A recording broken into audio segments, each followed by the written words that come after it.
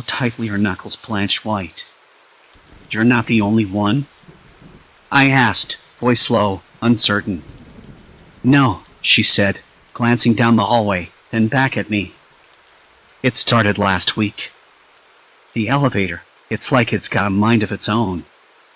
Floors that don't exist, doors opening into places that shouldn't be there." I thought I was losing my mind. That hit close to home.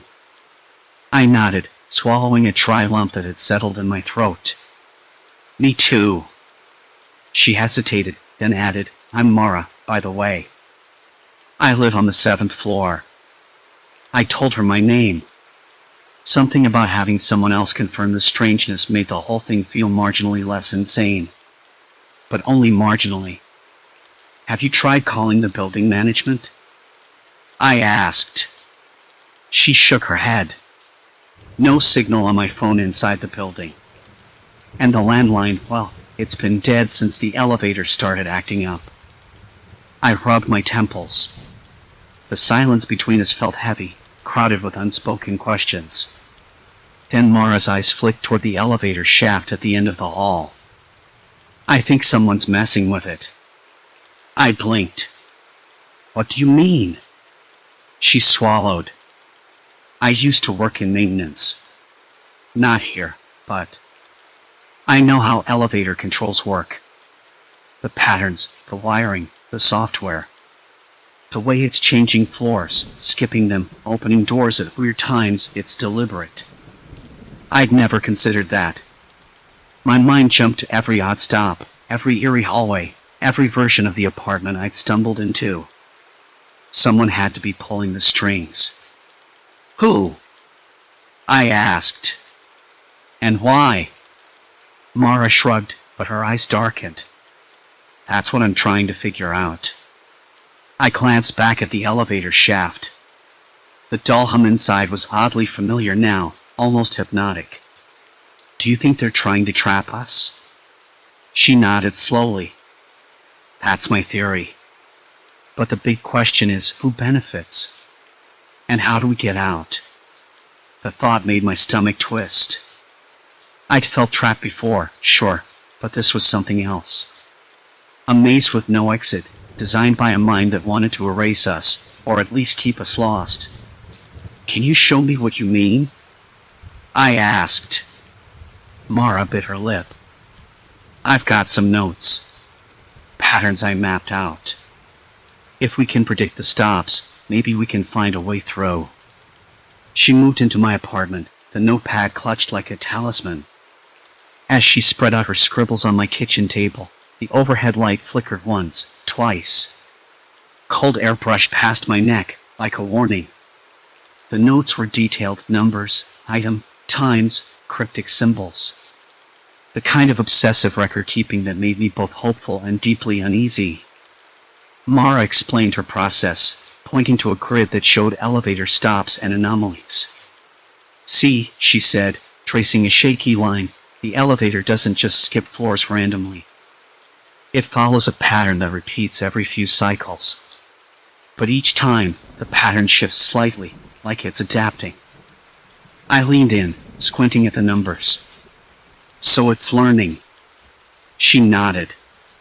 Or someone's adjusting it from the inside. Maybe through the building's control panel. My throat tightened. That meant someone had access. Someone who could watch us, manipulate the elevator, the hallways, even the apartments. Have you seen anyone suspicious? I asked quietly. Mara shook her head. No one who isn't a resident. But that doesn't mean they're not here. A sudden noise made us both freeze, a soft shuffling in the hall, feet dragging lightly on concrete. The elevator dinged, the doors sliding open with that familiar metallic sigh. We looked at each other, breath caught. The elevator was empty. But the number above the doors was wrong. It showed the 4th floor. We lived on the 5th. I swallowed hard, stepping toward the elevator. Want to check it out? Mara hesitated, then nodded. The air inside was cooler than the hall, smelling faintly of machine oil and something else, something stale, like forgotten corners of a basement. The lights overhead buzzed, casting long shadows. I pressed a button for the fourth floor. The door slid shut, and the elevator lurched downward. The ride was smoother than before, but the silence was oppressive. No hum of other machinery, no murmur from the walls, just us and the slow click of the floor indicator inching down. When the doors opened, I blinked against the sudden brightness. The hallway outside was identical, same peeling wallpaper, same flickering light fixture, but the air, cold and heavy with silence, was thicker, heavier, as if the place itself was breathing. Mara stepped out first, glancing over her shoulder. "This isn't our floor," she said softly. I nodded. The carpet underfoot felt different, thinner, rougher. The smell was off too, like a mix of mildew and something metallic. We moved forward cautiously, every step echoing louder than it should. I reached out and touched the wall. The paint was cracked in places, yet the cracks formed a pattern, like veins spreading beneath the surface. Then I noticed something else. The door to apartment 4B, the one next to the stairwell, was ajar. The last time I'd been here, all doors were closed. Locked. Secure. Now, it stood open, revealing a dark, empty room. I swallowed again, my hands trembling. "Should we look inside?" Mara whispered. I wanted to say no. I wanted to run back to the elevator and escape. But curiosity, or maybe desperation, pushed me forward. Inside, the room was stripped bare. No furniture, no personal items, just an empty space with a single chair facing the wall. On the chair sat a small object, a folded piece of paper. I picked it up, fingers brushing the rough edges. Unfolding it, I saw it was a note. Written in neat, precise handwriting. "You're closer than you think. But every step forward costs more than you realize." My breath caught. Mara's face was pale. "This isn't a game." I nodded, folding the note carefully. A sudden noise behind us made me whirl around. The door slammed shut. The room plunged into darkness. My heart hammered against my ribs. I fumbled for the light switch. Nothing. Mara's voice was tight. "We're locked in." No one ever paid attention to the flickering lights in the stairwell until they started whispering secrets. I pressed against the door, feeling the cold metal frame. No give. Panic rose, but I swallowed it, forcing calm. "We have to find another way out," I said. A low vibration thrummed through the floor. Then, a voice crackled over the emergency intercom panel. "Welcome to your new reality. You've made your choice. There's no turning back now." The words slid under my skin like ice water. Mara gripped my arm. "Who was that?" I shook my head, eyes scanning the dark. No cameras. No buttons. Just a cruel, mechanical voice and a locked door. The elevator was no longer just a machine. It was a prison. And we were caught inside its cold, calculated trap. The darkness was absolute. The kind that swallowed sound and swallowed light so thoroughly it felt like the walls themselves were breathing. I fumbled along the cold plaster, my fingertips grazing the rough surface, searching blindly for anything at all. Mara stood close, her breath shallow, the faint scent of her shampoo mingling with the stale, metallic smell of the room, with its faint smell of dust and decay. It was suffocating. "Do you have your phone?" I whispered, though the word felt absurd in the silence. She shook her head. No signal. Nothing. I cursed under my breath. I'd left mine in the elevator, hoping we wouldn't need it. A stupid mistake, but panic was making my fingers clumsy. My hands trembled uncontrollably, and I had to grip the wall to steady myself. Silence. Complete silence. The note in my pocket felt like a weight, a reminder that someone was watching us, manipulating everything. "You're closer than you think." but every step forward costs more than you realize. The words crawled beneath my skin. What did it mean? Where was closer? And how much more could I possibly lose? A soft thud echoed somewhere behind us. I froze, heart lodged in my throat. Did you hear that? Mara whispered. I did. My voice sounded brittle, unfamiliar even to me. We weren't alone. The door remained shut, but I could swear the shadows near it shifted, as if breathing, like the room itself was alive. I forced myself to take a step toward the sound. The air was thick, humid, carrying a faint trace of something. Coffee? Cigarette smoke? No, something more acrid, like burnt rubber or old paper. The floor beneath my feet creaked unevenly. I stepped carefully, trying to avoid the loose bits of plaster that crumbled underfoot. Mara stayed close, her fingers digging into my arm. Who's there? I called, voice rough. No answer. Then a voice. Soft. Controlled. Almost mocking. Looking for answers. I spun around, but the room was still empty. My breath hitched. Mara pulled me back, whispering, It's a trap. Show yourself. I demanded, swallowing the panic rising like bile. A shadow moved at the edge of my vision, too quick to catch. I lunged forward, but only air met my hands. The voice came again, this time closer, chillingly calm. You don't belong here. Not really. Not anymore. My skin prickled. That voice, so familiar, yet distorted, pushed at something deep in my memory. I tried to place it, but it slipped away like smoke. Mara's grip tightened. Why are you doing this? I asked, voice barely more than a whisper. Silence, then a slow, deliberate chuckle. You think this is about you? It said. No. This building, these floors, the elevator, it's all a system. A test. And you're the variable. My mind reeled. A test? Variable? I swallowed hard, trying to piece together what that meant. Whoever this was, they had a control panel somewhere manipulating the elevator, orchestrating the whole nightmare. Who are you? Mara demanded, stepping forward despite my hesitation. Just a caretaker, the voice replied. Someone who knows what happens when the wrong buttons get pushed. Cold swept through me. The elevator. The floors skipping. The rooms that looked like mine but weren't. Every detail, every move, was no accident. Why trap me here? I asked. What do you want? Proof, the voice said. Proof that you can make the right choice when the world fractures. That you can survive the layers without losing yourself. The floor shuddered beneath us. The chair in the corner creaked as if someone invisible had settled into it.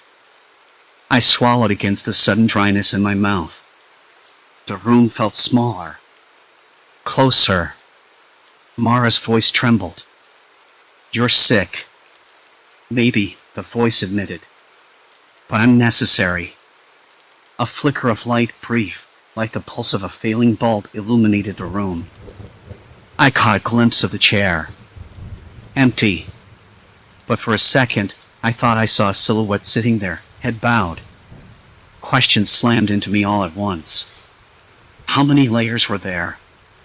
How many versions of my life? And if every step forward cost more than I realized, what was I risking? My identity? My memories? My sanity? I looked at Mara, searching for some kind of anchor. She nodded, eyes wide but fierce. We have to get out, I said, voice cracking. We can't stay here. No elevator. No doors, she reminded me. We're trapped. I swallowed again. Then we have to find another way. Where? Mara's voice broke. I didn't have an answer. The voice echoed again, softer this time, almost a whisper. Choose wisely. Every decision erases a part of you. Or worse, someone else takes your place. A cold shiver ran down my spine. Who else? I asked, but the voice had already vanished. We were alone again. Or maybe not. The darkness pressed in, thicker than before. I could hear my own breathing, sharp and uneven. My hands were slick with sweat despite the chill. The taste of fear was bitter on my tongue. I crouched, running my fingers along the floor, feeling for anything, a crack, a seam, a hidden passage. The room was empty, but it had to lead somewhere. Mara's voice broke the silence. We can't keep playing their game. We're losing ourselves. Then what? I said, voice raw. Give up. Let them erase us. No, she shook her head. But we have to be smarter. I nodded, swallowing the lump in my throat. The note, the voice, the vanishing floors, they were all part of some sick puzzle. And the puzzle was closing in. Suddenly, the lights flickered again, longer this time, casting long shadows that stretched and twisted like living things. A door materialized across the room. Not like the old, sealed ones, this one looked new, freshly painted. The handle gleamed under the weak light. I stared at it, heart hammering. Did I dare open it? Was it another trap? Or the way out? Mara's hand found mine, warm and steady. Whatever's behind it, she said, we face it together. The elevator shuddered again as I pressed the button for the lobby. I didn't expect it to stop on the 15th floor, the one I'd learned to avoid, where the air always smelled faintly of burnt toast, and the wallpaper peeled in ways that didn't quite match the pattern below. The doors slid open with a slow, reluctant groan. I hesitated, my hand hovering near the button, heart tightening because I knew I was not supposed to get off here. But I did. The hallway stretched out in front of me, the same cracked linoleum tiles, the same flickering fluorescent lights overhead. Yet, it was different. The ambient noise was off, no distant hum of traffic, no faint chatter from neighbors behind closed doors. Instead, there was silence. Complete silence. The kind that presses against your eardrums. I took a step forward. The air was cooler here, drier somehow, like a neglected basement rather than a living floor of an apartment building. I swallowed hard. My fingers brushed against the rough plaster of the wall. It felt wrong, too coarse, like someone had hastily patched over it with the wrong material. My throat tightened. I tried to tell myself it was just my imagination. The building was old, after all. Maybe this floor had been sealed off during renovations. But something deeper gnawed at me. The unsettling realization that the elevator wasn't just malfunctioning, it was deliberate. Someone was controlling it. Someone was playing with the controls to trap me, to keep me spinning between these subtly wrong versions of my life. The rustling sound came first, barely perceptible. Like paper shifting. Then a soft thudding. I froze. From the end of the hall, a figure emerged. I blinked. It was me. Or at least, a version of me. Her hair was the same length, but pulled back differently. The clothes almost identical, except for a missing pin on her lapel that I always wore. Her eyes, a shade too pale, locked on mine with a strange, calculating calm. Who are you? I whispered, the words barely audible in the cold air. She smiled, but it didn't reach her eyes. You're not supposed to be here, she said. Her voice was my own, but colder, sharper, like glass scraping the metal. I took a step back. I live here, I said. This building. This floor. No, she corrected. You live upstairs. Or maybe you don't live anywhere anymore. The corridor behind her rippled, like heat waves rising off asphalt. The wall subtly shifted, the wallpaper stretching and contracting as if breathing. My chest tightened. I reached for the elevator button, but it had vanished from the wall. "Why are you doing this?" I asked. My voice cracked. She tilted her head. "Because you won't stop pushing. You keep trying to escape. But this is how it ends. Between the layers." I swallowed hard, the taste of iron sharp on my tongue. The air smelled faintly of burnt toast again, and I realized the hallway was subtly tilting, just enough to throw off my balance. My legs trembled. "I don't want this," I said, voice firm despite the shaking. "I just want to go home." Her smile faded. "Home is a memory now. You chose to come here. You chose to see." I clenched my fists, nails digging into my palms. "I didn't choose this. I didn't want to be trapped." "You always make choices," she said, stepping closer. "Even when you think you don't." I looked away, blinking hard. My mind raced. The layers between realities weren't supernatural.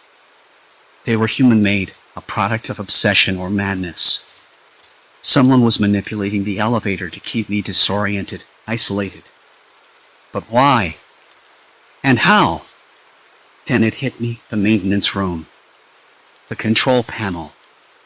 The access codes I glimpsed when I had snuck into the basement weeks ago. The person behind this wasn't a ghost or a demon. It was someone living in the building, someone who knew me well. "Is it you?" I asked, voice barely a whisper. "Are you the one doing this?" Her expression flickered, a flash of something regret. Anger crossing her features before she nodded. "I had to," she said. "You needed to see what happens when you stop following the rules." I shook my head, breath ragged. "I'm not playing your game." "Then stay lost," she said, and with a sudden movement, the walls rippled again. The corridor stretched out, lengthening into darkness. The doors at the end disappeared. Panic surged through me. I stumbled backward, heart pounding, breath ragged. I fought the urge to scream, to run, to do anything but freeze in place. Then came the faintest sound of footsteps, real footsteps, not my own, echoing down the empty hall. A key turned in a distant lock. The elevator dinged, its doors sliding open with a breath of warm, familiar air. I didn't hesitate. I ran. Inside, the buttons lit up normally. I pressed the lobby floor and held my breath. The elevator shuddered, groaned, and began its slow descent. When the doors opened in the lobby, everything was as it should be. The smell of fresh coffee from the cafe across the street, the muffled sounds of a dog barking in the distance, the soft chatter of people passing by. I stepped out, the cool tile beneath my feet solid and reassuring. But I didn't feel safe. Not yet. I turned back to the elevator, watching it silently hum and wait. The buttons blinked in their normal pattern. No strange floors. No flickering lights. I knew the game wasn't over, not really. Someone had been watching me, testing me, pushing me to the edge. And maybe, part of me, had wanted it. Because in the layers between realities, I had found something I hadn't expected, a mirror to my own fears, a reflection of my need to control, to understand. I walked out of the building and into the street. The night was cool, the city alive with distant sirens and the scent of rain on asphalt. I had survived. But I was changed. The elevator might have been the trap, but it was also the test. I wasn't just a victim anymore. I was someone who had looked into the void and stepped back. Who had chosen to keep walking. The building stood behind me, silent and still. I didn't look back. Not once. Story 5, Shifting Cabin Reality, Isolation's Haunting Shift. The wind had been picking up all morning, a steady groan pressing against the thin walls of the cabin. I'd been here for 2 days, maybe 3. Time was already blurring together. The isolation was supposed to be a relief, a break from the noise of the city and the endless stream of people expecting things from me. But these hours stretched too long, and the silence began to feel like something else entirely, thick and watchful, like the cabin itself was listening. The cabin was small. Rough-hewn pine logs, a stone hearth that hadn't been used in years, and a single window that looked out onto the woods. The kind of place built for summer retreats, not snowbound storms. The floorboards creaked in some spots, uneven and groaning underfoot, but I told myself it was normal, that nothing was out of place. Still, the faint smell of damp wood lingered, mixed with something faintly metallic I couldn't place. I pulled the wool blanket tighter around my shoulders and moved toward the kitchen corner. The kettle was half full leftover water from a trip to the stream 2 days prior. I heated it on the small electric stove, one of those old-fashioned coil burners that clicked on and off with a dull thump. It was noisy, but normal, and I welcomed the distraction. As the water began to boil, I noticed the small ledger on the counter. I hadn't seen it before. It was wedged between a jar of salt and a chipped ceramic mug, its leather cover cracked and worn, the kind of thing someone keeps for years. I flipped it open, curious, and realized it was a journal. The handwriting was neat, small, but the ink was faded, the pages yellowed at the edges. I shouldn't have been surprised. This cabin had been here long before I arrived. But the entries were odd. They spoke in the present tense, describing moments that I would have sworn were mine alone. The snow grows heavier by the hour, one line read. Another noted, I hear footsteps outside, but the wind is too loud to tell. My stomach tightened. I closed the book quickly, the room suddenly colder, the shadows reaching in closer than before. Had I imagined those footsteps? It was probably just the wind again. Or animals moving through the snow. Nothing to worry about. I kept telling myself that, though my hands trembled more than I'd like to admit. Later, I found myself wandering through the cabin, trying to shake the unease. The layout felt subtly off, as if the rooms had shifted while I wasn't looking. The kitchen door, which I was sure had opened inward, now swung outward. The rug by the hearth was different too, not the heavy woven one I remembered, but a thinner, synthetic one that barely muffled the creaks beneath. I stopped, hands pressed against the rough plaster of the wall, trying to anchor myself. I spoke aloud, to no one in particular. I must be going crazy. The words sounded hollow. I didn't feel crazy, exactly, but something was wrong. The day faded into early evening. The wind's howl deepened, rattling the window panes and making the cabin groan like it had secrets it couldn't keep. I lit the small oil lamp I'd found in a drawer, the flame flickering unevenly. The soft amber glow made the room feel smaller, more intimate, but also more confining. Shadows pulled in the corners, and every sound seemed magnified, the drip of melting ice from the eaves, the soft pop of settling timber, the distant bark of a dog somewhere far off. I sat at the small table, the journal in front of me again.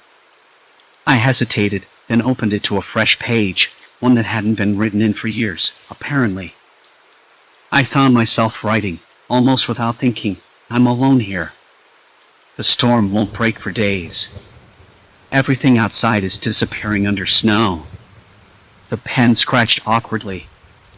After a moment, I looked up and around the room. The lamp flickered. Something shifted in the corner of my vision. I blinked. Nothing. I swallowed hard and closed the journal, my pulse uneven. Maybe I was just tired. I'd been pushing too hard to come up here, to disconnect. But that didn't explain the things that were off, the journal entries that felt like someone else was watching, or the way the cabin seemed to rearrange itself when I wasn't paying attention. I stood and moved toward the door, my boots crunching softly on the snow-covered porch. The blizzard was relentless now, a wall of white that erased the world beyond the trees. I pressed my palm against the cold glass. Beyond, the forest was a blur of shifting shadows and falling snow, endless and indifferent.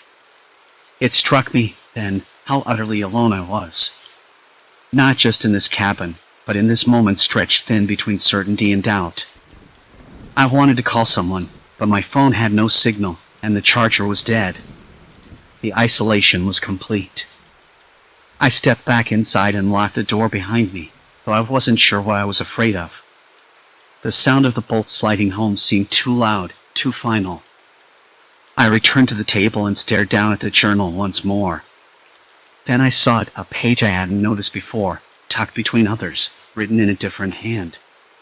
A single sentence, sharp and clear. "You're not alone." I dropped the book. The lamp flickered harder, casting jagged shadows across the walls, and for the first time since I'd arrived, I wasn't sure if the cabin was shelter or trap. The journal lay open on the rough wooden table, its pages fluttering faintly as a cold draft seeped through a crack near the window frame. Outside, the blizzard's howl pressed against the cabin walls, relentless and unforgiving. I thought about the locked door behind me. Locked. As if that could keep out whatever was watching. The lamp flickered again, the light stuttering like a heartbeat, casting long, jittery shadows across the ceiling. I swallowed hard. The cabin didn't feel safe anymore. I pushed back my chair, the legs scraping against the floorboards, louder than I expected in the heavy silence. The journal had to be my next clue. Whoever wrote that note wanted me to find it. But why? And who? My eyes scanned the pages, trying to remember which ones I'd read already. Most were my own notes, observations about the weather, the cabin, thoughts I'd scribbled in restless nights. But this page was inserted between two entries I was sure I'd already read. How had I missed it? The handwriting was unfamiliar, neat, deliberate, unlike my messy scrawl. I flipped through the book carefully, searching for anything else that might have been added. Another note caught my eye, this one faded and half-smudged. Look behind the mirror. My pulse quickened. I hadn't noticed any mirror apart from the small one hanging by the door, cracked and dusty. What could be behind it? I stood and crossed the room, the wooden floor cold against my bare feet. The mirror wobbled slightly as I reached for it, the glass reflecting the muted glow of the lamp. I hesitated, fingers trembling, then pried it loose from its hook. Behind it, the wall looked different. The plaster was uneven, a patch of paint slightly lighter than the rest. I pressed my palm against the cold surface, feeling a hollow space behind it. Heart hammering, I searched for something to pry the plaster away. The edge of a chair? My fingernail? Nothing worked. The plaster was stubborn and brittle. I stepped back, running a hand over my face. The wind outside had quieted, but inside the cabin, something was shifting. I sat back down at the table, the journal open before me. I needed a plan. I couldn't just sit here waiting for whatever or whoever it was to make the next move. The cabin had always felt like a refuge, but now it felt like a cage. Suddenly, a soft scraping from the far corner of the room. My head snapped up. The wind? No, too deliberate. I held my breath, straining to listen. The scraping stopped as abruptly as it began. Silence. Complete silence. I stood again, moving cautiously toward the noise, each step careful not to make more sound. The corner was empty, but as I turned, I noticed the faint outline of a door I hadn't seen before, hidden behind a faded tapestry. My pulse sped up. I pulled the fabric aside. The door was small, old, and the paint chipped, like it hadn't been opened in years. I tested the handle. It was unlocked. Slowly, I pushed it open. A narrow, dark staircase led downward, the air, cold and heavy with silence, cooler and damp. The smell of earth and something faintly metallic rose up from below. I hesitated at the top step, then flicked the lamp switch. The bulb buzzed, struggling, but the weak light spilled down the stairs. I took a deep breath and started down. The steps creaked underfoot, the space tight and claustrophobic. At the bottom, the light revealed a small, dim cellar lined with shelves. Empty jars, old cans, and a thick layer of dust covered everything. But then I saw it, a small stack of papers, yellowed and worn, tied together with string. I picked them up carefully. The first page was a letter, dated 2 years ago. The handwriting was the same as the note in the journal. It read, "To the one who finds this, I have been here before you. Watching, waiting. This place is not as it seems. Trust nothing but your own memories. They will try to rewrite them." My hands trembled again. Who was this? How did they get in here unnoticed? And what did they mean by rewriting memories? I flipped through the stack and found photographs. Grainy, black and white images of the cabin inside and out, but with subtle differences. Furniture rearranged, objects missing, shadows where none should be. One photo showed the table I sat at, but the journal was open to a different page than mine now was. A cold knot tightened in my stomach. This wasn't just a prank or a trick. Someone had been here, living alongside me in this cabin, or at least watching me closely enough to know my every move. I heard a muffled sound from above, footsteps. A floorboard creaking? I froze, clutching the papers. The cabin suddenly felt smaller, the walls closing in. Whoever was here might still be in the house, maybe even now, just out of sight. I crept back up the stairs, heart hammering so loud I was sure they could hear it. The door at the top was slightly ajar. I pushed it fully open. The main room was empty, but a faint draft carried the scent of something unfamiliar. Cologne? Or maybe the faint trace of another person's breath. A plan began to form, shaky but necessary. I needed to document everything, gather proof, and figure out how this intruder was manipulating the space around me. If this was some kind of psychological game, I couldn't let them win. I returned to the table and grabbed my pen. The journal was still open to that ominous message. I wrote beneath it, hands still shaking, "Who are you? Show yourself." The silence in the cabin pressed down so heavily I thought the walls might cave in. Then, almost immediately, a new page fluttered free from the journal, revealing a single sentence in that same foreign handwriting. "Soon." My breath caught, the room suddenly colder, the lamp flickering wildly once more. I stood there, paralyzed between dread and determination. The storm outside raged on, but inside, the real blizzard was just beginning. The storm didn't let up.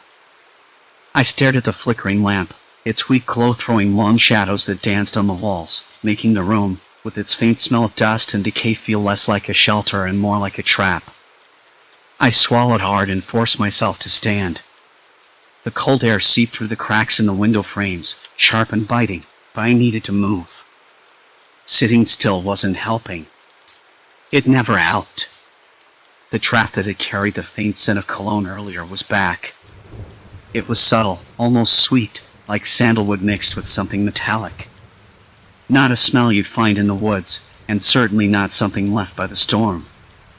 I followed it instinctively, stepping toward the back corner of the room where the shadows pooled thickest.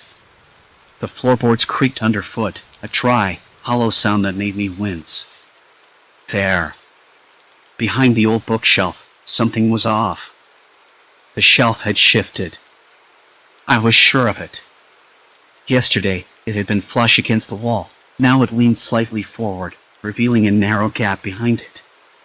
My breath hitched, cold sweat prickling at the back of my neck. I didn't want to find anything. I didn't want to open a door I couldn't close. But I had to.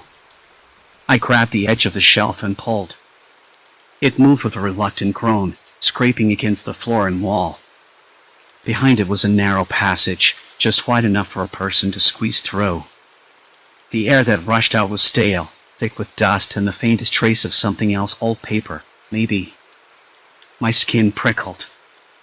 I swallowed again. "Hello?" My voice sounded small and cracked. No answer. Of course not. I shone the lamp into the passage.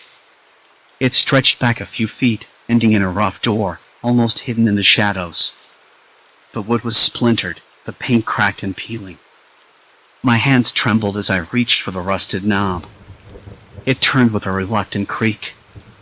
The door swung open to reveal a cramped, dimly lit room. It smelled of mildew and old wood, but beneath that, something else lingered, a faint, musty scent of tobacco and old sweat. The walls were lined with shelves, cluttered with objects that made my stomach twist. Stacks of notebooks, tattered and yellowed. Photographs, pinned to the wall with thumbtacks, some of the cabin, some of the woods outside, but others were more personal. Pictures of me, taken from angles I never would have noticed. One showed me curled up on the couch, asleep. Another caught me standing by the window, looking out at the storm. I dropped the lamp onto the floor. The dull thud echoed in the tiny space. I was breathing too fast, my chest tight. Whoever had been here had been watching me. Not just watching. Recording. Documenting. Like I was some kind of exhibit. A folded envelope lay on the floor beneath the photos. I picked it up with shaking fingers and unfolded the brittle paper inside. The handwriting was the same as the journals, neat and deliberate. I've been here longer than you know. You never really arrived alone. The words blurred before my eyes. I sank down onto a crate, the rough wood digging into my palms. How long had this hidden room been here? How long had someone been inside this cabin, watching me, moving things around, rewriting my journal entries? The layout of the cabin wasn't just shifting in my mind, it was shifting for real. My mind raced. The road was blocked by snow. The phone lines were dead. I was trapped, but this was no accident. Someone wanted me here. For what? And why? I ran my hand over a dusty shelf and caught the edge of a small tape recorder. I pressed the play button, heart hammering. The crackling voice that emerged was calm, eerily measured. Day 23. Subject remains unaware of the observation room. Progress satisfactory. Psychological response to isolation is intensifying. Continue to monitor. I dropped the recorder. My hands shook so hard I couldn't steady them. Isolation. Observation. Subject. Was I the subject? Had I been part of some experiment? Or was this a cruel game? I looked up at the photographs again, at my own face staring back at me from the grainy images, unknowing and vulnerable. I wanted to scream. I wanted to run. But there was nowhere to go. The snow was relentless, burying the world outside. The cabin was no longer a refuge. It was a cage. As I sat there, trying to piece together the impossible, a cold whisper brushed past my ear. Not a voice. Just the sound of breath, close and deliberate. I whipped around, heart pounding. Nothing. The lamp flickered again, then steadied. The passage behind me seemed darker, deeper. I realized then, I wasn't just trapped by the storm. I was trapped by someone who had been here before me, someone who had made this place their territory, their game board. And now, I was the only player left. There was no turning back. No escape. The cabin had claimed me, and whatever was out there was waiting for me to make the next move. The sound of footsteps echoed from the main room. Slow. Deliberate. Too heavy for the wind. I froze, barely daring to breathe, as the door to the hidden room creaked shut behind me. Heart pounding, I strained to catch any clue in the silence that followed, but all I heard was the relentless drip of water from the cracked ceiling. The footsteps stopped. I didn't dare move, couldn't even shift my gaze from the shadowed doorway of the hidden room. My hands, slick with cold sweat, trembled against the rough wood of the table. The cold from outside had crept in, settling deep into my bones. I thought I was prepared for isolation, for the blizzard, but this was something else entirely. The lamp flickered again, the flame shrinking as if fighting against some unseen draft. I reached out, my fingers brushing the brass base, trying to steady the light, but the moment my skin touched it, the flame jumped wildly before calming. An involuntary shudder ran through me. If someone was watching, waiting, I knew they could see every panicked breath I took. The journal lay open before me, entries scribbled in my own hand but altered, words crossed out, new lines squeezed between the lines I remembered writing. How could I have forgotten writing those? Or had I? Was my memory breaking apart? I swallowed hard. Who's there? My voice barely rose above a whisper, cracked and uncertain. Show yourself. No answer. Only the sound of the wind battering the cabin walls, a constant roar that seemed to shake the very air around me. The temperature dropped further. The cold wasn't just outside anymore. It was inside, curling around my limbs, seeping into my chest. I forced myself to stand, legs weak and unsteady. The floor creaked underfoot, a brittle sound in the silence. Steeling my nerves, I edged toward the hidden room's door, every nerve firing, every muscle tense. The darkness inside was almost solid, swallowing the faint light from the lamp. I reached out, fingertips grazing the cold wood. It was a door, yes, but it didn't open. At least, not from this side. The handle didn't turn. I pressed my ear against it, heart hammering in my throat. Nothing. No breath, no movement, no whisper. I backed away, the weight of the unknown pressing down on me. The journal, my journal, called to me from the table. I flipped through it, searching for clues, for a mistake, for anything that could explain the subtle changes, the rearranged furniture, the misplaced objects, the strange notes I hadn't written but which looked like they had been. One entry caught my eye. It wasn't mine. They don't know I'm here. They never will. Watching is the only way to stay alive. The handwriting was different. Jagged, hurried, desperate. I traced the words with my finger, feeling a chill unrelated to the cold. Who was they? And who was I? Suddenly, the lamp flickered violently, the flame dancing like a wild thing caught in a storm. The shadow by the door stretched, shifted, and I caught a glimpse of movement just at the edge of my vision. I spun around, breath caught, but the room was empty.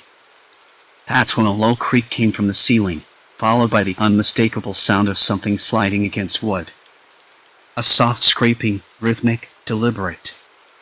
Above me. Somewhere out of sight. I swallowed, my throat dry and raw. The walls around me felt like they were closing in, the air, cold and heavy with silence thick and suffocating. My mind raced, trying to piece together what I knew and what I feared I didn't. I had to get out of here. But where? The storm raged outside, and the cabin was a labyrinth of half-remembered rooms and impossible spaces. If the person watching me was still here, they knew every inch better than I ever would. I forced myself to breathe. Quietly. Slowly. The journal still lay open, a lifeline and a trap all at once. I flipped to the last page, hoping for answers, but the words were scrawled over, messy and frantic.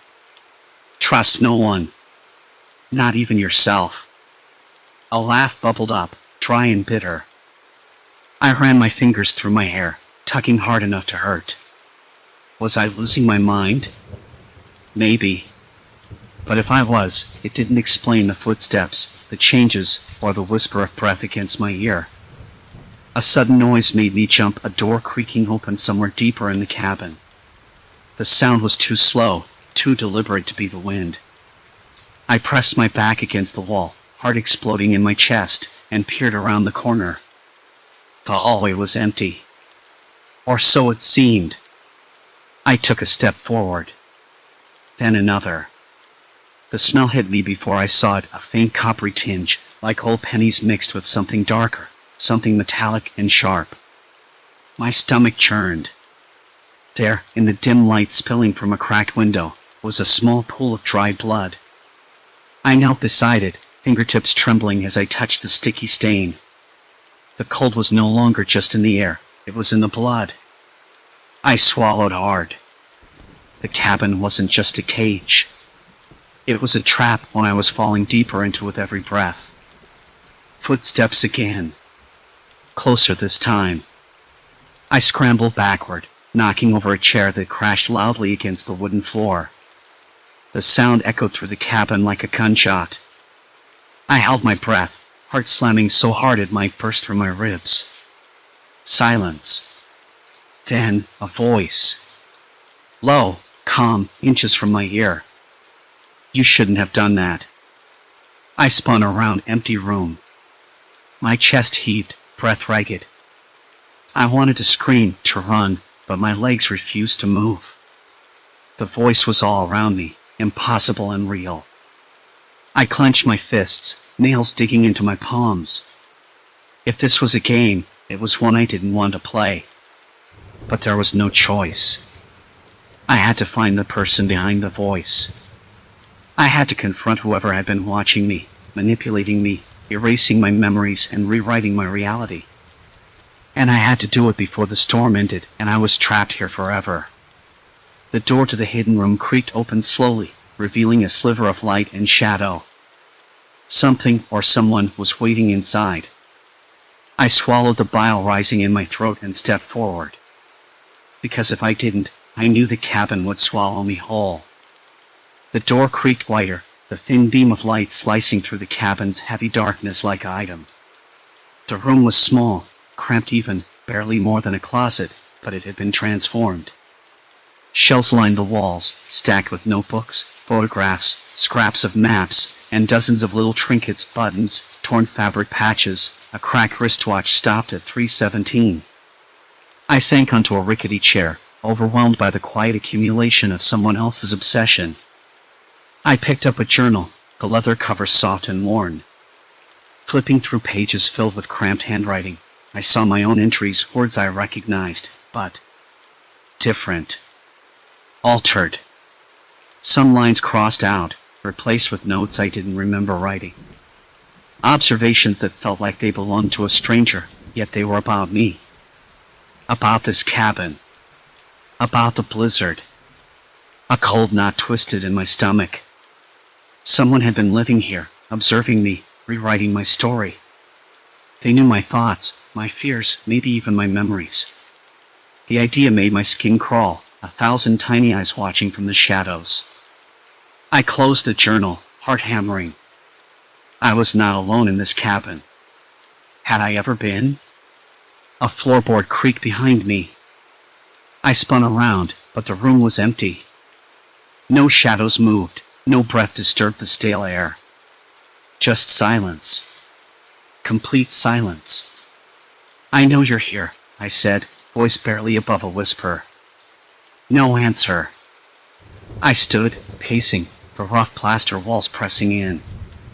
I tried to steady my breathing, to focus on the sounds around me, the distant howl of wind, the faint thud of snow piling against the windows, my own uneven heartbeat. But every creak, every whisper of movement set my nerves fraying.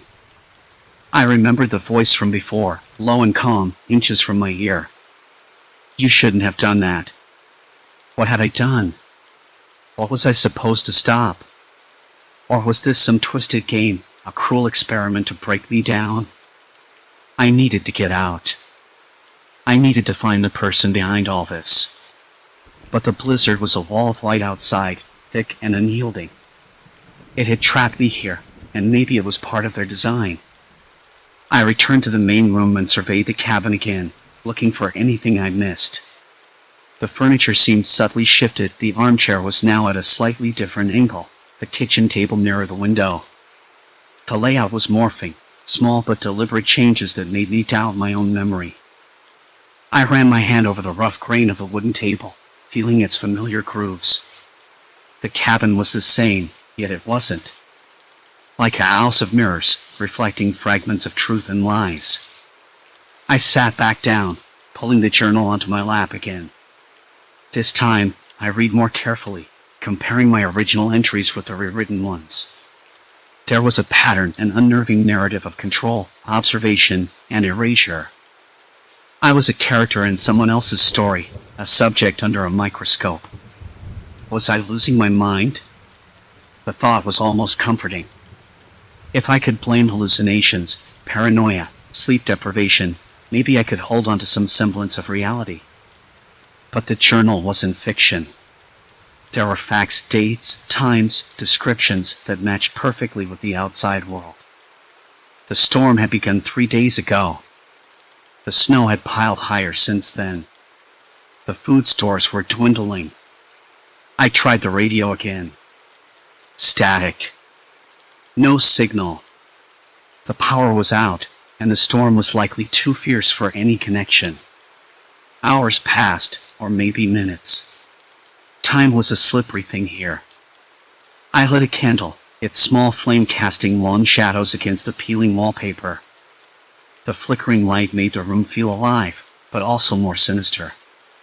Then, a soft knock at the main door. 3 quick taps.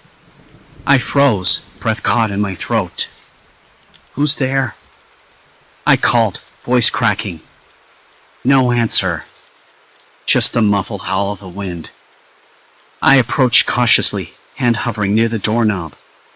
Another knock, this time slower, deliberate. 1 tap, pause, 2 taps. I stepped back, heart pounding in a chaotic rhythm. Could I open it? Should I? The storm outside was a lethal barrier, but whoever was on the other side might be the key to this nightmare. I shouted through the door, "If you're inside, show yourself." "I'm not afraid." Silence. Then, from just beyond the door, a whisper, "You're not alone." The words sank into me like ice water. Not a threat, but a cold fact. I sank to the floor, knees drawn close. I was so tired. Exhausted beyond reason. My hands trembled as I tried to steady my breathing. I wanted to cry, to scream, to beg for the blizzard to stop, for the cabin to stop shifting, for the unseen observer to reveal themselves. But none of that happened. Only the storm, the whisper, the endless white. Morning came slowly, filtered through thick curtains of snow. The cabin was quieter now, almost peaceful, but the weight of the night's revelations pressed down like a stone. I sat by the window, tracing patterns on the frost with my finger, trying to make sense of everything. The journal lay open beside me, a testament to the fractured reality I'd been trapped in. Was the person watching me still here? Had they left? Or was I truly alone? I realized something then, something small but important. I was no longer the same person who had arrived at this cabin. The fear, the confusion, the isolation, it had changed me. Hardened me. Made me more aware of the fragile line between sanity and madness. I gathered the scattered notebooks, the photographs, the scraps of paper. I stuffed them into my backpack, a makeshift archive of my ordeal. If I survived this, I would have proof. Proof that I had been erased, rewritten, watched. As the storm began to ease, the sun broke weakly through the clouds, casting pale light across the snowbound landscape. The world beyond the cabin looked untouched, serene almost. But I knew better. That quiet was just a breath before a storm of a different kind. I opened the door, stepping out into the cold. The snow was deep, the air biting, but the sky was lighter. I took a deep breath, tasting the sharpness of ice and pine. No footsteps marked the snow around the cabin. No signs of a watcher. Still, I kept walking. The trail was barely visible, but I followed it, each step a small rebellion against the silence that had swallowed me whole. I didn't have answers. Maybe I never would. But I had a story to tell, a story of isolation, manipulation, and the fragile boundaries of memory.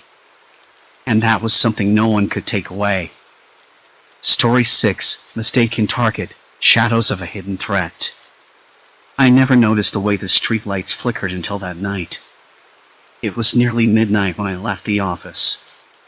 The building's old air conditioning hummed unevenly, like it was struggling against the heat outside. The summer had been relentless all day, and the night barely offered a reprieve. The concrete sidewalk was still warm beneath my shoes, sticky with the residue of a day's worth of dust and exhaust. I pulled my collar up against a faint breeze, which smelled faintly of wet pavement and something metallic, maybe the city's underground pipes leaking somewhere nearby. I took the usual route home. The one that led past the closed bakery, the corner store with the flickering neon sign that always felt a bit off, and the park where the benches were mostly empty at this hour. It was quiet except for the occasional rustle of leaves and a distant dog's bark, sharp and sudden in the stillness. I liked the routine, even when it felt heavy with the kind of silence that made you notice things you normally wouldn't. My phone buzzed in my pocket, the vibration weak enough that I almost missed it. I pulled it out, expecting a text from my sister or maybe a notification from some work app. Instead, there was a message from an unknown number, just a few words: "The package moves tonight. Keep eyes open." No signature. No explanation. I frowned and looked around. The street was empty, save for a man standing near a lamppost across the street. He was too far away to make out details clearly, but his posture was rigid, and he didn't look like he was waiting for anyone. He just watched. I blinked, and when I looked again, he was gone. I tried calling the number back, but it went straight to voicemail. No greeting. No beep. Just silence. The message sat heavy in my mind. The package moves tonight. What package? Who was this for? And why me? I shoved the phone back into my pocket, my hands trembling just a bit. It wasn't like I was part of some spy novel or thriller, but my pulse quickened in a way that felt unfamiliar. I told myself it was probably a wrong number, a prank maybe. Still, I didn't shake the feeling that I was suddenly under a spotlight I hadn't asked for. The rest of the walk home felt different. The air seemed thicker, the shadows longer. I noticed a woman sitting on a bench, her coat pulled tight, her fingers tapping a nervous rhythm on her knee. Her eyes flicked toward me once, twice, like she was trying to decide something. I looked away, trying not to meet her gaze. Maybe I was being paranoid. When I finally got inside my apartment, the familiar clink of keys and the soft click of the door closing behind me brought a small measure of comfort. My place was nothing fancy: 2 rooms, a cramped kitchen, and windows that looked out onto the alley behind the building. I liked the quiet here, the way the walls absorbed the city's noise rather than echoing it back. I tossed my bag on the couch and made a quick cup of tea, the steam fogging up the window for a moment before the heat faded. The kitchen smelled faintly of lemon cleaner and old wood. I sat down by the window, sipping slowly, trying to calm my thoughts. I kept thinking about the message. The package moves tonight. The words circled in my head like a slow spin, each repetition making the unknown seem more urgent, more real. I didn't know what it meant, but I had the sudden, sinking certainty that it was no accident I got it. The city outside was quiet but alive. Somewhere a car door slammed. A siren wailed in the distance but didn't come any closer. The flickering streetlight outside my window pulsed again, casting brief shadows that stretched like fingers across the peeling paint of the fire escape. I pulled out my laptop, hesitated, then typed the message into a search engine. Nothing relevant came up, just a jumble of unrelated news stories and forums about lost packages and shipping delays. It was useless. I leaned back and ran my fingers through my hair. What was I supposed to do with this? Who was watching? Was I really involved in something dangerous, or was my mind playing tricks on me because I was tired and alone? The thought was almost laughable, except my hands trembled too much to find the humor. I checked the window again. No one outside. No figures lurking in the shadows. But the streetlight flickered once more, a slow, deliberate pulse that seemed almost like a heartbeat. I told myself to forget it, to brush it off as a mistake. Tomorrow I'd ask around, see if anyone else got a weird message. But even as I thought it, the unease settled deeper into my bones, a cold weight that pressed down on my chest. That night, I slept fitfully. The darkness in my apartment felt too thick, too quiet. I dreamt of voices whispering just beyond the walls, of eyes watching from every corner.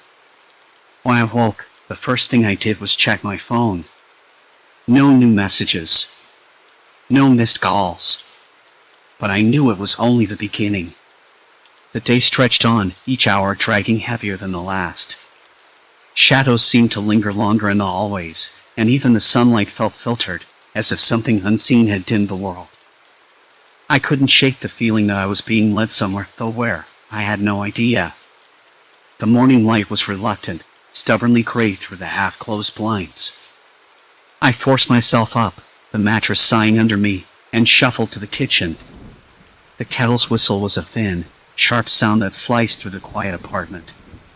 Coffee was bitter this morning, too strong. Maybe I put in too much grounds, or maybe my nerves made it taste wrong. Either way, I needed something to steady me. The air smelled faintly of damp concrete from the street below, mixed with the faint metallic tang of the city waking up. I sat by the window, holding the mug like a lifeline, scanning the street. Nothing unusual. A woman with a stroller passed by, her face buried in a phone screen. A man in a suit hurried past, glancing over his shoulder like he was being followed. I caught the tail end of a conversation between two teenagers, their laughter sharp and nervous, like they were trying to pretend everything was normal. But nothing was normal. Not anymore. I pulled out my phone again, fingers trembling slightly as I scrolled through messages, emails, anything that might make sense of the cryptic text. Nothing. No calls, no notifications. The message from last night was gone from my mind's reach, like trying to grasp smoke with bare hands. But then a new thought struck me. Maybe this wasn't about me at all. Maybe I was just a bystander, caught in the wrong place at the wrong time. Still, the message had been on my phone. Someone had sent it to me, accidentally or not. If it was meant for someone dangerous, then why? And what did they expect me to do? I didn't have answers. What I did have was a growing sense of being watched, a prickling at the back of my neck every time I looked around. I needed help. But who to trust? I thought of Zoe, my coworker. Sharp, cautious, and a little too curious for her own good. If anyone could help me untangle this, it was her. I sent her a brief text, careful not to mention the message or anything too specific. Can we meet? Something strange is going on. Today, after work. Minutes later, my phone buzzed. Sure. Cafe near the station, 6 p.m. Be careful. Her reply was curt but reassuring. I almost laughed at the irony. Be careful. Like I had a choice. The rest of the day dragged. Every sound was amplified, the distant wail of sirens, the clatter of a garbage truck, the low hum of traffic. Shadows shifted oddly in the corners of my vision. I caught myself glancing over my shoulder more times than I cared to admit. At one point, in the subway, I noticed a man sitting across from me, his eyes locked on my face. Not a glance or a flicker, but a steady gaze that felt like it was peeling me apart. When I looked away, he was gone. I told myself it was paranoia. I told myself it was just coincidence. But my hands were clammy, and my pulse was uneven. After work, I met Zoe at the cafe. The place was small and cramped, the kind of spot where the smell of old coffee and baked goods clung to the air like a second skin. She looked up from her laptop as I slid into the booth opposite her, eyebrows raised. You look like you haven't slept, she said, voice low. I haven't, I admitted. The words felt heavy on my tongue. I told her about the message, about the flickering light, the feeling of being watched. I left out the parts that felt too ridiculous, like the whispered voices in my dreams. Zoe listened, her eyes narrowing. This sounds serious. Do you think someone's following you? I don't know. Maybe. But why me? I'm nobody. She tapped a finger against the table. Sometimes it's not about who you are. It's about what you have or what they think you have. What could I possibly have? She hesitated, then pulled out a small notebook from her bag. Inside were names, numbers, notes, little pieces of a puzzle I couldn't begin to understand. "There's a guy," she said quietly. "Call him Marcus. He's an informant. Dangerous, but well-connected. If your message was meant for him, maybe you stumbled onto something bigger." I swallowed hard. "How do you know him?" Zoe shrugged. "I've crossed paths with him before. Not someone you want to meet without a damn good reason. We agreed to be cautious, not to tell anyone else." I left the cafe feeling both relieved and more tangled in the web than ever. On the way home, every streetlight seemed to hesitate before turning on, every shadow thickened. I kept replaying Zoe's words, "If they think you have something, they won't stop." Back in the apartment, I checked the locks again, the cold metal pressing into my palms. I couldn't shake the feeling that the walls themselves had ears. The air felt heavier, denser, like it was waiting for what? I didn't know. Then my phone vibrated. A message. No sender ID. Look outside. I froze. My breath caught in my throat. Slowly, I pulled back the curtain. Across the street, a figure stood beneath the flickering streetlight. Just a silhouette, but unmistakably watching.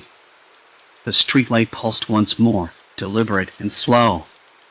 Like a heartbeat. I stepped back, the door locking behind me with a soft click. The city didn't feel like the place I'd known anymore. It was a trap. And whatever was coming, it was already here. The message buzzed again. This time, a single line, "Don't look away." My heartbeat quickened, matching the rhythm of the blinking streetlight. I tried to steady my hands, but the trembling betrayed me. Should I call someone? No, who even would believe this? I wasn't dealing with ordinary threats anymore.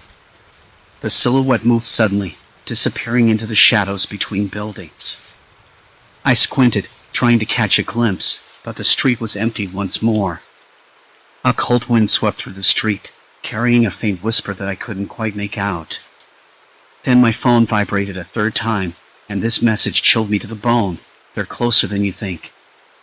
I backed away from the window and sank onto the couch, my mind racing. Who was sending these messages? What did they want? And most urgently, how could I protect myself when I didn't even know what I was up against? Before I could answer, the power cut out. Darkness swallowed the room, except for the faint, pulsing glow from my phone screen. The city's heartbeat had gone silent, but mine thundered in the empty night. The silence that followed the blackout was absolute. I didn't realize how long I sat there until the power sputtered back to life, the overhead bulbs flickering on with that electric buzz that always makes your skin crawl. The message remained on the screen, glowing ominously, "They're closer than you think." I stared at it, willing the words to rearrange themselves into something less threatening, but they didn't. What did they mean exactly? Closer how? Physically? Watching. Or worse, already inside whatever tiny fortress I thought I'd built around myself?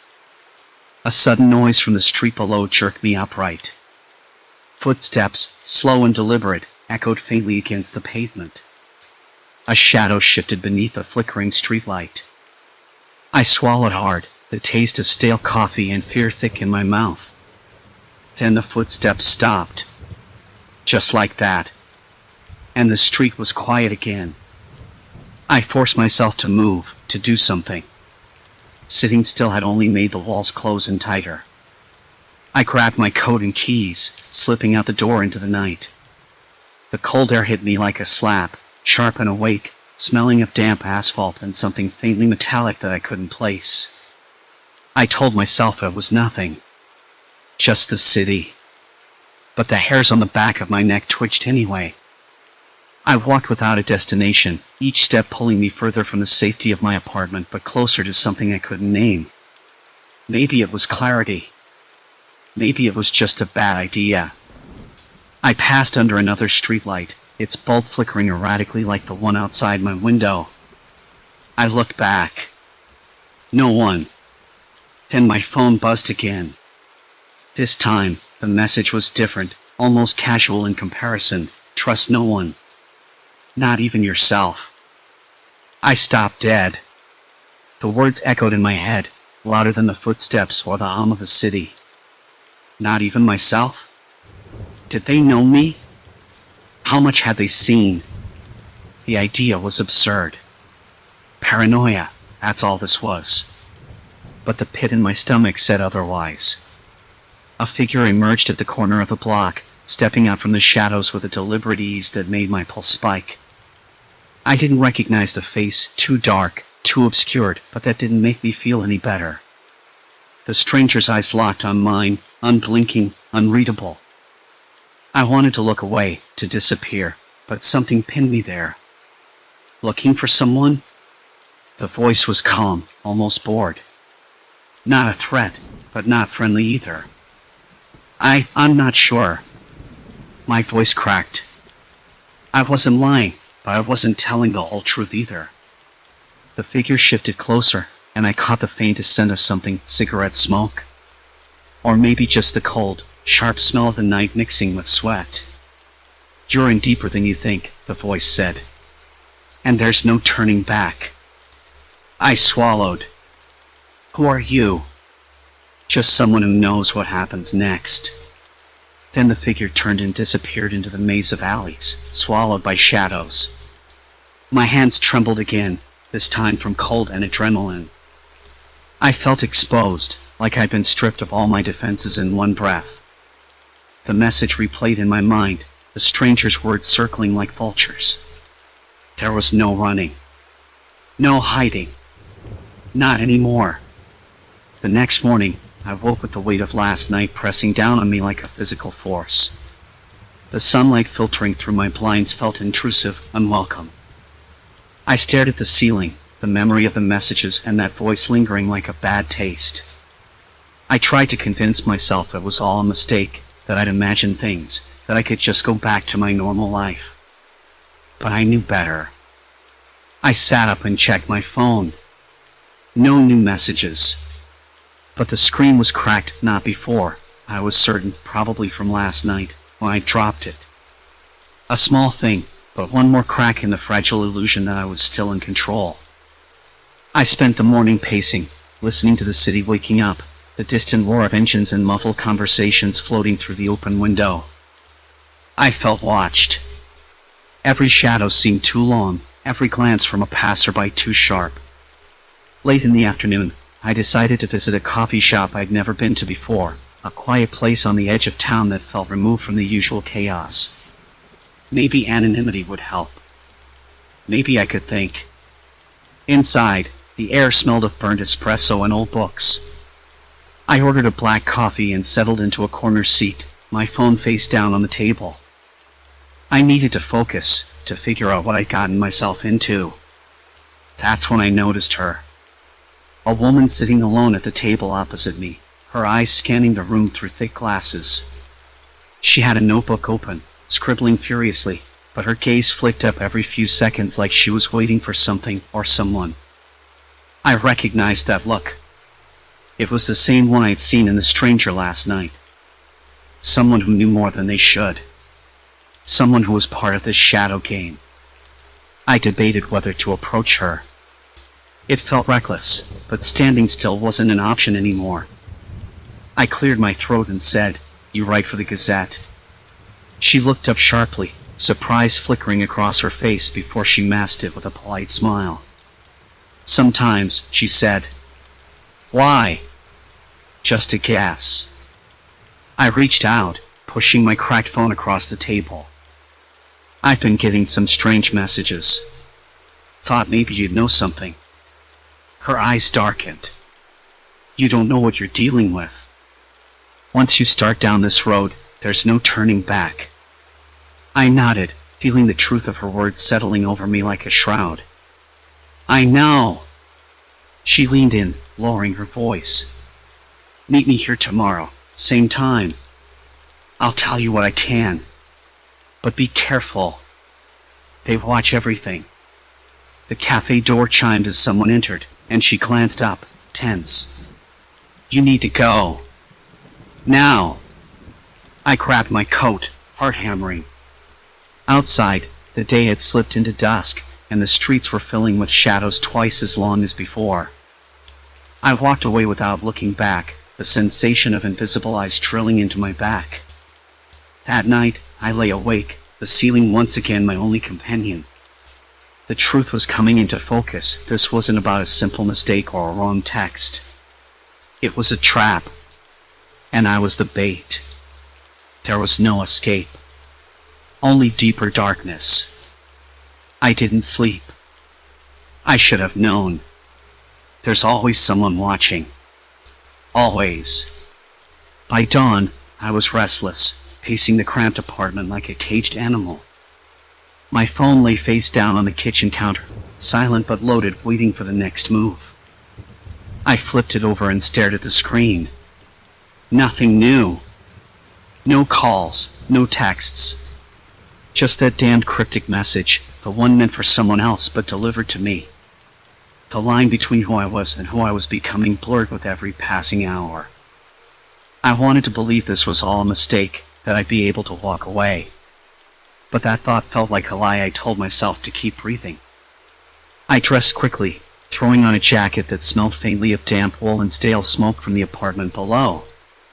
The chill outside bit through the fabric, reminding me that the city was a living, breathing thing indifferent to my turmoil. I kept my head low, eyes scanning every face as I made my way to the cafe. The same one where I'd met her, where the shadow of that warning still clung. The bell above the door jingled softly as I stepped inside, the scent of burnt coffee and old newspapers thick in the air. She was already there, sitting in that same corner booth, her hands wrapped around a chipped ceramic mug. Her eyes flicked up, wary but steady. "Glad you made it," she said, voice low enough to be more breath than sound. I slid into the seat opposite her, the vinyl cracked and sticky beneath me. "What's next?" I asked. She didn't answer immediately. Instead, she pulled a small envelope from her coat pocket, sliding it across the table. I hesitated before opening it. Inside was a single photo and a folded note. The photo showed a man standing in front of a nondescript building, the kind you might pass without a second glance. The note was brief. "He's the one. Don't trust anyone else."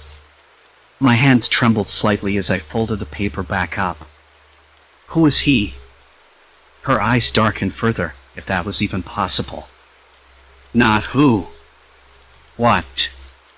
And he's dangerous. More dangerous than you realize. I swallowed hard, the weight of her words sinking in. Every instinct screamed at me to run. But I couldn't, not now. Not when I come this far. Outside, the afternoon sun filtered through grimy windows, casting long shadows across the floor. The cafe was almost empty, just a few regulars nursing their drinks and the barista wiping down counters with a rag that smelled faintly of lemon and mildew. "Why me?" I asked. "Why send that message to my phone?"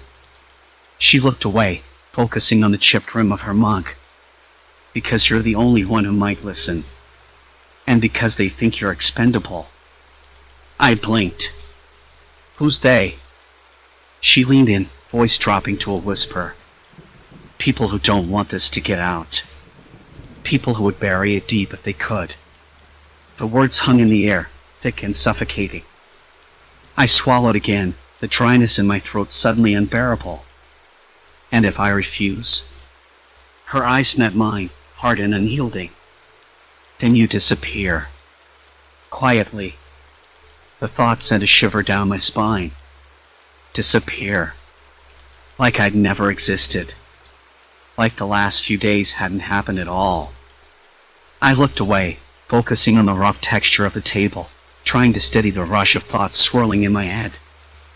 I wanted to ask more, demand answers, but something in her expression stopped me.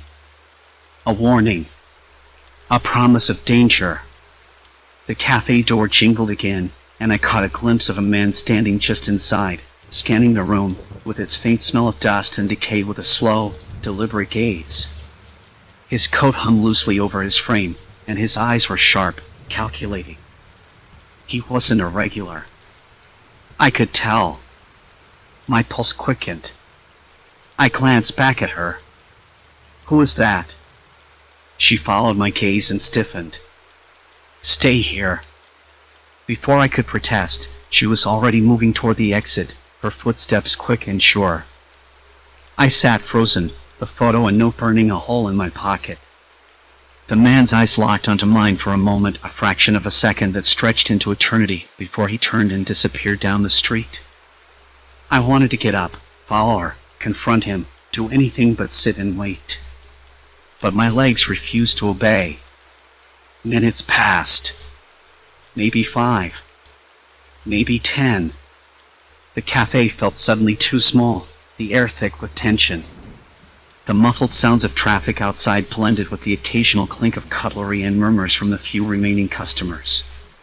Then the door opened again. This time, it was her, slipping back inside with a look I couldn't quite place, fear, maybe, or frustration. She slid into the booth beside me, pulling her coat tighter around her. They know, she said simply. They've been watching you since the moment you got that message. I swallowed hard, my throat tight. What do they want? Control, she said. Information, leverage. And if you're in the way, they'll remove you. I wanted to ask what remove meant exactly, but the words caught in my throat. She reached into her bag and pulled out a small recorder, placing it on the table between us. I recorded part of a conversation I overheard. They talk about you. About the message. About how to handle the problem. I pressed play. A low murmur filled the space, distorted and faint, but unmistakably real. Voices. Men talking in clipped tones, discussing locations, plans, timelines. One voice, cold and clipped, mentioned me by name along with the phrase liability. The recorder clicked off, and the cafe seemed to close in around us. I realized then how thin the line was between safety and danger, and how quickly it could vanish. We need a plan, she said, eyes locked on mine. Because they're not going to stop. And neither can we. I nodded, though my mind was racing too fast to form coherent thoughts. The man in the photo, the whispered threats, the feeling of being watched, it all pressed against me like a tightening noose. Outside, the sky darkened. Streetlights flickered on, casting an eerie glow on wet pavement. A car passed slowly, headlights cutting through the gloom. Somewhere nearby, a siren wailed. I looked up at her, searching for some kind of reassurance. She met my gaze steadily. Tomorrow night, there's a meeting. If you want to survive, you have to be there. The words landed like a stone in my chest. A meeting. More risks. More unknowns. I blinked, trying to hold on to something solid. What if I can't go? I asked, my voice barely above a whisper. Her smile was thin, almost sad. You don't have a choice. The bell above the door jingled yet again. My eyes flicked toward the entrance. A woman stepped inside, tall, with sharp features and a look that suggested she belonged to the shadows. The rain was a steady drum on the pavement as I walked back to my apartment, the city light smeared through the wet glass of my umbrella. The message, the one I wasn't supposed to get, had burned itself into my mind since that afternoon. It carried a name I'd never heard spoken aloud before, a name I knew I'd never want to hear again. But it wasn't just a name, it was what followed it, the quiet warning, the implication that someone out there wanted me to disappear or worse. I pushed open the door to my building, the familiar creak echoing down the empty hallway. The smell of damp plaster and old carpet hit me immediately, something about it grounding and unsettling all at once. Upstairs, my apartment was dark except for the faint glow of a street lamp filtering through the curtains. I dropped my bag by the door and leaned against the wall, trying to slow the frantic beat in my chest. Why had I been chosen? Or was it just coincidence? A wrong number, a slip-up. Yet, the tone of the message was so deliberate, so cold it had to be meant for someone else, someone dangerous. And now, somehow, I was tangled in their world. A spectator forced into the game. I sat down at the kitchen table, fingers trembling as I unfolded a crumpled receipt I had found in my coat pocket earlier. It wasn't mine. The ink was smeared, but the address was clear, an old cafe on the edge of town, a place I'd passed countless times but never stepped inside. My mind raced, picturing shadowed figures in the corner, hushed voices behind cracked windows. I knew I should call someone, anyone, but who? The police? They'd only ask questions I didn't have answers for, and worse, they might think I was involved. Friends? They'd worry, maybe panic, and then what? I'd have to explain something I barely understood myself. So I sat there, silent, listening to the rain tapping against the window, the distant hum of the city that never really stopped. Later, I found myself standing outside that cafe, hesitating. The sign above the door swung slightly in the wind, the letters faded, the gray lantern. The place looked like it belonged in a different decade, chipped wood, a flickering neon light, and the low murmur of voices inside. I pushed open the door, and the smell of stale coffee and burnt sugar hit me. There was a heaviness in the air, like the room was holding its breath. The barista glanced up, eyes sharp but tired. "You here for the meeting?" she asked without preamble. I blinked. "Meeting?" She nodded toward a shadowed booth in the back. "You're not the only one with questions." I followed, stepping carefully over scuffed floorboards, the low buzz of conversation fading as I approached. At the table sat a man, mid-40s, dressed in a worn jacket and a hat pulled low over his brow. He looked up slowly, eyes scanning me with a mixture of suspicion and something else, relief, maybe. "Sit," he said, voice barely above a whisper. "We don't have much time." I hesitated but obeyed. The chair scraped loudly against the floor. "Who are you?" "Call me Ellis," he said.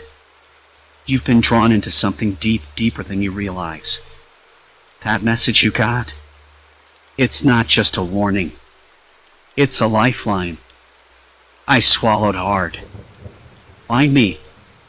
Ellis shook his head. "Because whoever sent that message wants you to know there's a way out. But it's dangerous. And trusting the wrong person could cost you everything." The weight of his words settled over me like a shroud. My hands clenched into fists on the table. I don't know what I'm supposed to do. First, Ellis leaned in, voice dropping even lower. "You need to understand the shadows you're in. This isn't about heroes or villains. It's about survival, about staying unseen while others hunt in the dark." He told me about a network of informants, of people caught in webs of surveillance and silence. About threats that came not from Tool, but from whispers, from being watched until you broke. About lives erased through isolation and fear. Listening, I felt a strange clarity. The paranoia, the sleepless nights, they weren't just symptoms of some unseen menace. They were the reality of a game I'd stumbled into, where silence was as sharp as any item. Ellis handed me a folded piece of paper. "This has names, times, places. Use it carefully. And remember, no one can be trusted completely." Outside, the rain had stopped. The streets were slick and gleaming under the street lamps, empty except for the occasional car gliding by. For the first time in weeks, I felt the tight knot in my chest loosen, just a little. Back in my apartment, I laid the paper on the table and stared at it. The names blurred at first, then sharpened. Each one a thread I could follow, or a trap waiting to snap. I thought about the message again. About the informant who'd sent it, and the people chasing shadows I couldn't see. For so long, I'd been running on fear, on confusion. But now, I had a map. Not a way out. Not yet. But a direction. That night, I didn't sleep. Instead, I sat by the window, watching the city breathe beneath a cold sky. The silence was different now, not the absence of sound, but the presence of something waiting. I realized then that the world I'd been pulled into wasn't about monsters or ghosts. It was about people, flawed, fragile, dangerous. And maybe, just maybe, it was about me. The next morning, I packed a small bag. Not out of fear, but necessity. I needed to move, to disappear for a while. To disappear and watch. To listen. Before I left, I paused in front of the mirror. The face looking back was tired, yes, but something else flickered beneath the surface. Resolve. A quiet defiance. I whispered to my reflection, "This ends on my terms." Outside, the city waited unsympathetic and relentless. But I was no longer just a bystander. I was part of the story now, and I would see it through. Silence. Complete silence. Then, footsteps fading into the distance.